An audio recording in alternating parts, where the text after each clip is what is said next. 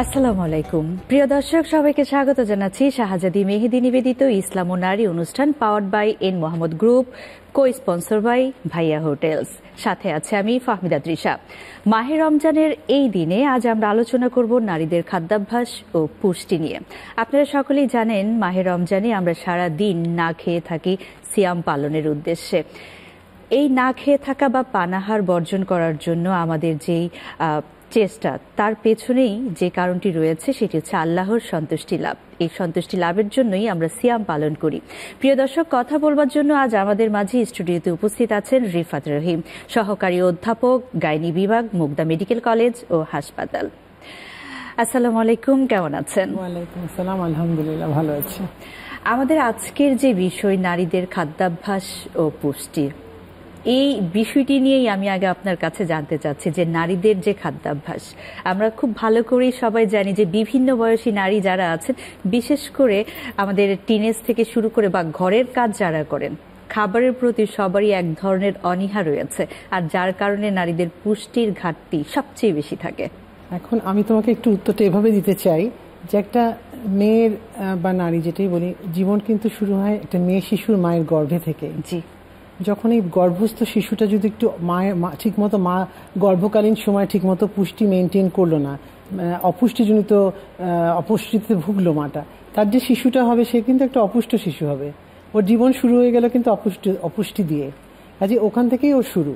বেশিরভাগ মেয়েদের আমাদের গ্রামাঞ্চলে দেখা যায় এরকম ঘটনাই ঘটছে। তাহলে একটা মেয়ে যখন শিশুটা জন্মগ্রহণ করলো, যে মেয়ে শিশুটা, তো ছোটবেলা থেকেই ও কিন্তু অপুষ্ট একটা পুষ্টিহীনতায় ভুগছে।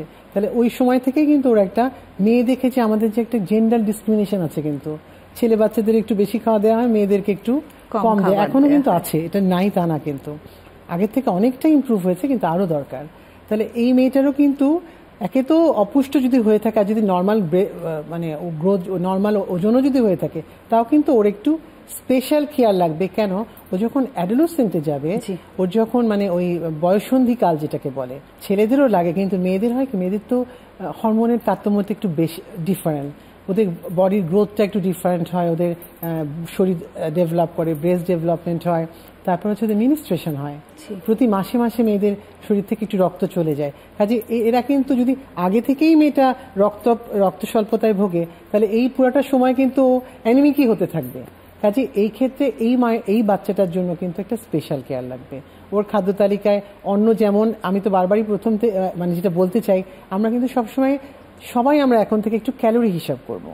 আমাদের অনেকেই শিক্ষার হার অত ভালো না, বুঝতে পারবেন, তাদের আমাদের বুঝাতে হবে যে আমাদের কি কি খাওয়া খেলে মোটামুটি এরকম ক্যালোরি আসবে। যেমন যে মেয়েটা অ্যাডোলেসেন্ট পিরিয়ডে আছে, যদি বয়সন্ধিকাল বলি, সেই মেয়েটার খাদ্য তালিকায় ডিম রাখাটা খুব জরুরি। ডিমে ক্যালোরি বেশি, এর মধ্যে আয়রন আছে। তারপর সে ভাত, তার সাধ্য মতো ভাত, মাছ, মাংস যেটা সে পারবে খাবে, ডালটা একটু রাখতে হবে, ডালের প্রোটিন আছে। তারপরে যেটা হলো, তাকে প্রচুর ভেজিটেবল খাওয়াইতে হবে, শাকসবজির মধ্যে কিন্তু ফলিক অ্যাসিড থাকে। ফলিক অ্যাসিড যেমন ডিমে আছে, এগুলো আবার সবজির মধ্যেও থাকে। তাহলে সে একটু বাচ্চারা সবজি খেতে চায় না, তাকে উদ্বুদ্ধ করতে হবে খাওয়ার জন্য। যে ফলটা পাওয়া যাচ্ছে সেই ফলটাই তাকে খাওয়াতে হবে, এবং পানি সে বেশি করে খাবে। এবং শুরু থেকেই আমাদের খাদ্য তালিকায় একটু খেজুরকে আনতে হবে। খেজুর আমাদের ধর্মীয়ভাবে আমাদের নবীজি খেতেন সুন্নাত, এবং এটা একটা ডায়েট, এটা একটা কমপ্লিট ডায়েট, তার মধ্যে সব কিছু আছে। খেজুরে একটা 30 গ্রাম খেজুরের মধ্যে আমার 11% আয়রন আছে, তারপর আমার প্রোটিন আছে, কার্বোহাইড্রেট আছে, ফাইবার আছে, মিনারেলস আছে। তাহলে আমার বাচ্চাদের মেয়ে বাচ্চাদের কিন্তু খুব হরমোনের কারণেই ওদের খুব কোষ্ঠকাঠিন্য হয়, কনস্টিপেশন হয়। আমার এই ফাইবার কিন্তু ওদেরকে এতে প্রিভেন্ট করবে। এ গেল আমার বয়সন্ধিকালের যে মেয়েটা। তারপর যে রিপ্রোডাক্টিভ এজে আসলো, তার আবার আরেক রকম নিড। ওই সময় কিন্তু মেয়েরা ওদের এই শরীরের গঠনের এই সময় দেখা যায় মেয়েরা মা হয়। যে মেয়েটার আগে থেকেই ফলিক অ্যাসিড ডেফিসিয়েন্সি বা আয়রন ডেফিসিয়েন্সি, সে তো প্রেগনেন্সিতে আরও ওর আয়রন ডিমান্ড বাড়বে, ওর বাচ্চার মধ্যেও যাচ্ছে ওর থেকে। তখন কি হবে, ওর কিন্তু আরও অ্যানিমিয়া হবে। এই অ্যানিমিয়ার যে কত রকম মানে কমপ্লিকেশন, এর অ্যানিমিক হার্ট ফেলিয়ার হতে পারে, তার ফেল করে যেতে পারে, অনেক রকম তার। আর সবচেয়ে বড় কথা, একটা দেশে যেমন আমাদের দেশে 50% কিন্তু মেয়ে। আমি যদি আমার নারী একটা দক্ষ মানে কর্মঠ যদি আমি একটা জনগোষ্ঠী চাই সবাইকে, তাহলে তার 50% তো মেয়ে। তাহলে আমার যে মেয়ে শারীরিকভাবে সুস্থ না, অপুষ্টিতে ভুগছে, সে আমাকে কিভাবে আউটকাম ভালো দিবে? আমরা আমাদের গার্মেন্টসের দিকে তাকাই, দেখা যাচ্ছে 70% মেয়ে।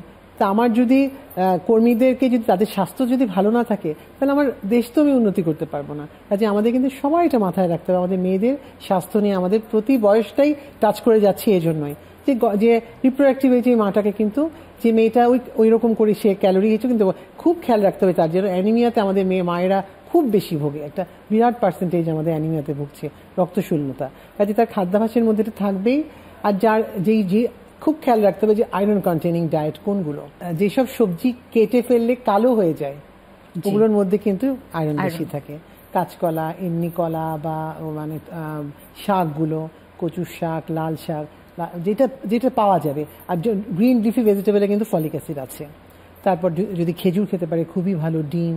আর খেজুরটা আমরা বলতে পারি খেজুর, ডিম কমন ফুড যে কোনো বয়সী নারীদের জন্য, একদম সবার জন্য, নারী পুরুষ নির্বিশেষে সবার জন্য। একটু বৃদ্ধ বয়সে যারা আছে তাদের খাদ্য পুষ্টিটা বা খাদ্য তালিকাটা এখন এই যে রিপ্রোডাক্টিভ এজেস একটা হলো একটু বেশি খেলো। আর যেটা হয় যে আমাদের যারা মহিলারা যারা মেনোপজাল, পোস্ট মেনোপজাল মহিলা, মাসিক যখন বন্ধ হয়ে যায় মেয়েদের, তখন এদের তার বাচ্চা কাচ্চা কিছু হবে না, এনাদের আর তেমন কোনো শরীরের দরকার নাই।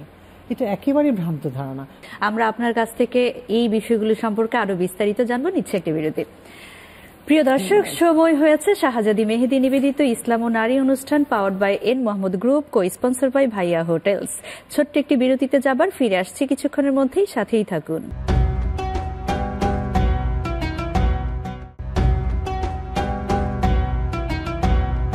বিরতির পর সবাইকে আরও একবার স্বাগত জানাচ্ছি শাহজাদি মেহেদি নিবেদিত ইসলাম ও নারী অনুষ্ঠান। প্রিয় দর্শক, আজ আমরা কথা বলছি নারীদের খাদ্যাভ্যাস ও পুষ্টি নিয়ে। আপা, বিরতিতে যাবার আগে আপনি বলছিলেন যে বিভিন্ন বয়সী নারী যারা আছেন তাদের খাদ্য বা খাদ্যাভ্যাসটা আসলে কিরকম হওয়া উচিত। এবার আপনি আমাকে একটু বলেন, যেহেতু মাহে রমজানের এই সময়টাতে নারীদের খাদ্য এবং পুষ্টি কিভাবে নিশ্চিত করা যায়, কারণ রমজানে সবচেয়ে বেশি পরিশ্রম কিন্তু হয় আমাদের নারীরা, যারা ঘরে কাজ করেন তাদের।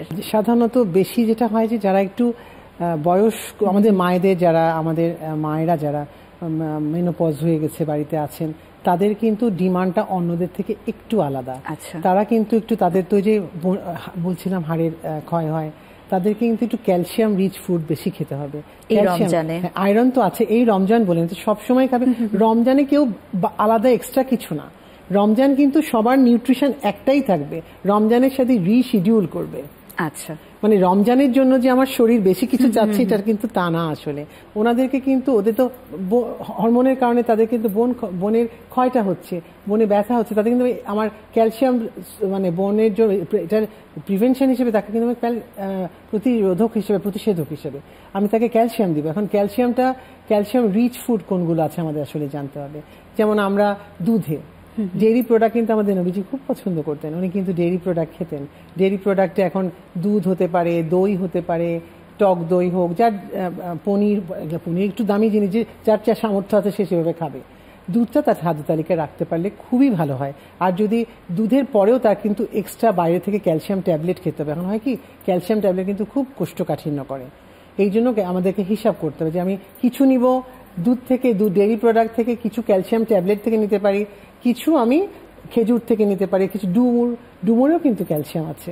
সামুদ্রিক মাছে কড লিভার অয়েল থাকে, ভিটামিন। এখন ক্যালসিয়াম কিন্তু শুধু একা একা অ্যাবজর্পশন হবে না। যেমন আমাদের মহিলারা কিন্তু খুব পর্দানসীন বেশিরভাগ, তাহলে তারা কিন্তু রোদ্রের আলোতে কম আসে, বাড়ির আঙিনাই তারা একটু দাঁড়াক না, 10 মিনিট 15 মিনিট রোদের আলো। আমার যে কোলিক্যালসিফেরল স্কিনের নিচে আছে, সূর্যের আলো পড়লেই তো সেটা কাজ করা শুরু করবে। শুধু ক্যালসিয়াম কিন্তু একা কাজ করতে পারবে, তার সাথে লাগবে ভিটামিন ডি। তাহলে আমার তো আল্লাহর তরফ থেকেই আছে।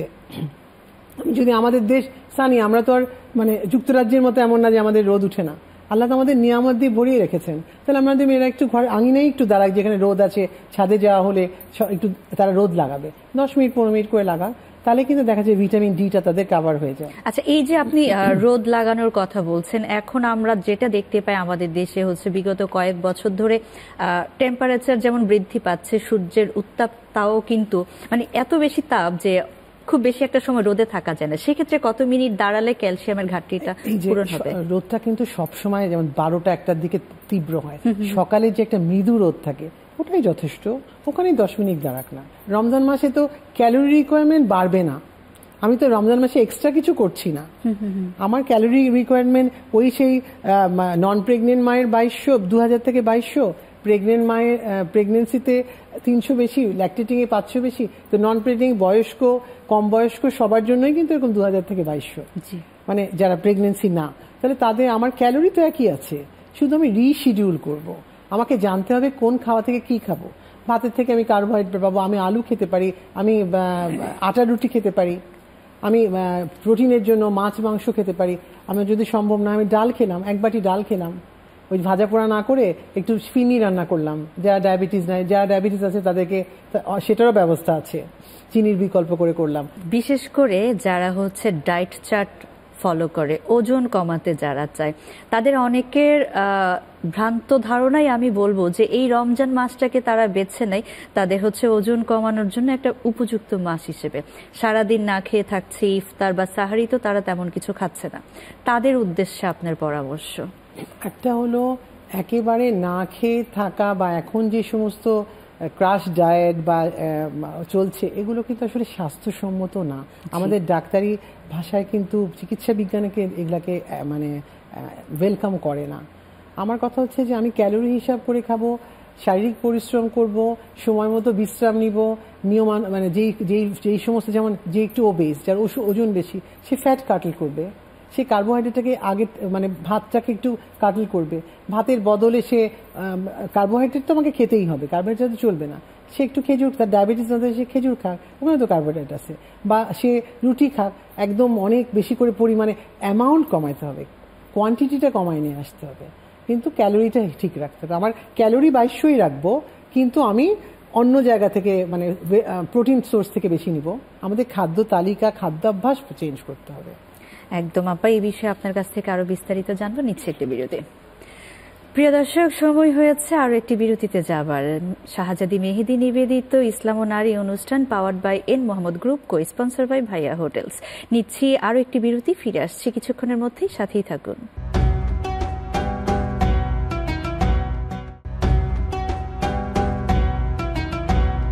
বিরতির পর সবাইকে আরো একবার স্বাগত জানাচ্ছি শাহজাদি মেহেদি নিবেদিত ইসলাম ও নারী অনুষ্ঠানে। আমরা কথা বলছি নারীদের খাদ্যাভ্যাস ও পুষ্টি এই বিষয় নিয়ে। বিভিন্ন বয়সী নারী যারা আছেন, রোজার মাসে প্রত্যেক নারীদেরই একটা নির্দিষ্ট সময়ে নারীরা আমরা রোজা রাখতে পারি না। এই সময়টাতে বা রোজার মাসে কি কি ধরনের আর সমস্যা হতে পারে নারীদের? প্রথম যে রোজা রাখতে যে নারীরা যে পারছে না, ওটা হচ্ছে তাদের মাসিক হয়। মাসিকটা তো একটা নর্মাল ফিজিওলজি, এবং এটা কোনো মানে কোনো তাদের জন্য এটা কোনো গোনার কাজ না, সে ইচ্ছা করে করছে না, এটা আল্লাহ তাআলাই তাদেরকে এইভাবেই সৃষ্টি করেছে। আমি দেখি মেয়েরা, মানে আমি যখন চেম্বারে বসি বা হসপিটালে কাজ করি, অনেক মেয়েদেরকে দেখি তারা পিল খেয়ে, হরমোন খেয়ে মাসিক বন্ধ করে রাখে, পুরো রোজার মাসে রোজা রাখবে, রোজা ভাঙবে না। এটা তো নিশ্চয়ই স্বাস্থ্য ঝুঁকি রয়েছে। হ্যাঁ, কেন আমি অযথা, আমি কেউ যদি পিল, তার যে নির্দিষ্ট জন্ম নিয়ন্ত্রণের যে শিডিউলে তার পিল খেতে হবে, সে সেভাবে খাবে, সেটা সে যদি ওটা অভ্যস্ত করে। আমি রোজা ভাঙবো না বলে এক্সট্রা একটা হরমোন নিব, এটা কিন্তু একেবারেই ভ্রান্ত ধারণা। ধর্ম কিন্তু আমাদের এটা বলে নাই যে তুমি রোজা, তোমার নর্মাল ফিজিওলজি, তোমার রোজা কাজে হচ্ছে তুমি রোজাটা পরে আমরা আবার রেখে দেবো, এটা কিন্তু একটা সাইড এফেক্ট আছে। ওই হরমোনটা যখন আবার অনেকদিন বন্ধ রাখলো, একটা মাস বন্ধ রাখলো, তার নর্মালি হয়তো 5-6 দিন 7 দিন থাকে, 3 দিন থাকে অনেকের, একটা হরমোন সে খেলো, এই হরমোনে কিন্তু একটা সাইড এফেক্ট আছে, যে সে আগে থেকে হরমোনটা নিচ্ছিল না, হঠাৎ করে একটা হরমোন খেলো, তার মেনস্ট্রুয়েশনটা ইরেগুলার হয়ে যেতে পারে, তার এইটার একটা সাইড এফেক্ট। অযথা আমি মনে করি না কোনো প্রয়োজন আছে এটা করার, আবার এটা কাজে করে পরে রেখে দিবে, এইটা একটা। আরেকটা যেটা হয় মেয়েদের, ওটা তো নর্মাল করে অনেকেই, অনেকেই দেখি আজকাল আসছে, এটা আমি খুবই সবাইকে অনুরোধ করবো যে এটা না করাটাই ভালো। আরেকটা হয় কি, মেয়েরা বিভিন্ন বয়সী, স্পেশালি পোস্ট মেনোপজাল মহিলাদের একটু ইউটিআই হয়, ইউরিনারি ট্র্যাক্ট ইনফেকশন, পেশাবে একটু প্রদাহ হয়, হয়তো হতে পারে। মহিলাদের রোজা না রাখলেও হয়, পোস্ট মেনোপজ যাদের বয়স্ক মহিলা যারা পরিবারে আছেন, যেটা হয় কি, মহিলাদের একটা হরমোন, যেটা বলছিলাম যে মানে হরমোনের অভাবের জন্য তাদের তো নানা রকম শরীরে চেঞ্জ আসছে। তো ওই আমাদের যে যোনিপথের যে মিউকোসাটা আছে, যেটা হচ্ছে আমাদের মানে ইউরিনারি ট্র্যাক্টেরও, ওটা পাতলা হয়ে যায় হরমোনের অভাবে। তাতে হয় কি, খুব সহজেই ওটা ইনফেক্টেড হয়ে যায়, প্রদাহ হয়ে যায়, এমনি জ্বালা পোড়া করে, তার একটা মানে বারবার হচ্ছে পেশাবের একটা বেগ আসে, মানে ইউরিনারি ট্র্যাক্ট ইনফেকশন যেটা বলি। এটা থেকে মুক্তির উপায় কিন্তু সে পানি খাবে প্রচুর।